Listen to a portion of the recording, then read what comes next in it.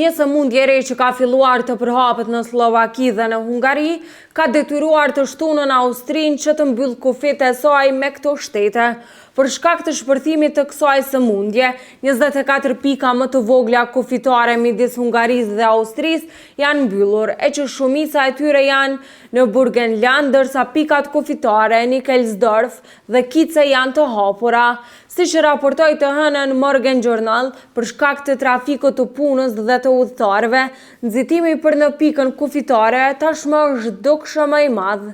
E që shkak për vonesat janë bërë kontrollet nga policia dhe masat dezinfektuese nga forcat e armatosura, ku policia po monitoron nga afër se çfarë po importohet në vend, veçanërisht kur kamionët po hynë. Ndërsa importi kafshëve nga Slovakia dhe Hungaria janë aktualisht të ndaluara, dhe se aktualisht ndalohet edhe importi i mishit dhe produkteve të qumshtit të papërpunuara nga zonat e njohura me këtë sëmundje.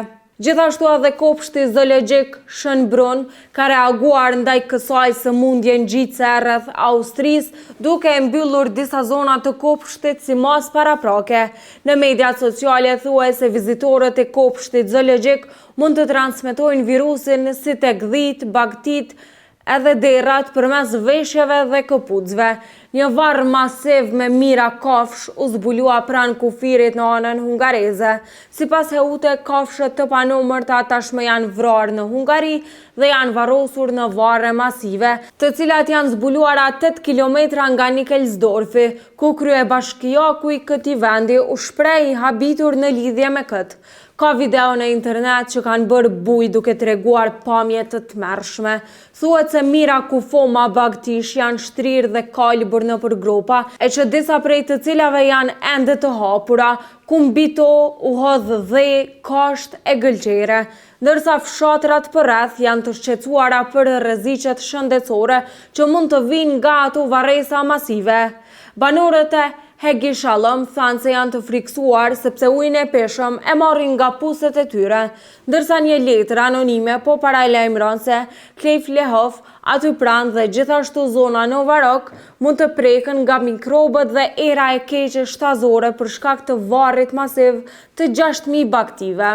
Por çka është sëmundja e afta epizodike? Sëmundja e këmbëve dhe e gojës, apo siç po njihet edhe si sëmundja e afta epizodike, është një sëmundje ngjitse tek kafshët me thundra të ndarë, si tek gjedhët, derrat, delet, dhit, si dhe kafshët e egra dhe të kopshtit zoologjik, madje mund të prek edhe gjirafat, antilopat dhe drerët, ku sasitë më të vogla të virusit janë të mjaftueshme për të shkaktuar infeksion. Sëmundja shfaqet me ethë dhe me formim të fluskave që vendosen në cipën mukoze të gojës, në gji, në kurorën e thundrës dhe në hapësirën ndërgishtrore, e cila shkakton në reduktim të prodhimit dhe ndryshime në strukturën e tufës. Kjo sëmundje është e padëmshme për njerëzit, por për kafshët u shkakton vuajtje të rënda, dëmtime afagjate apo edhe ngordhjen e tyre.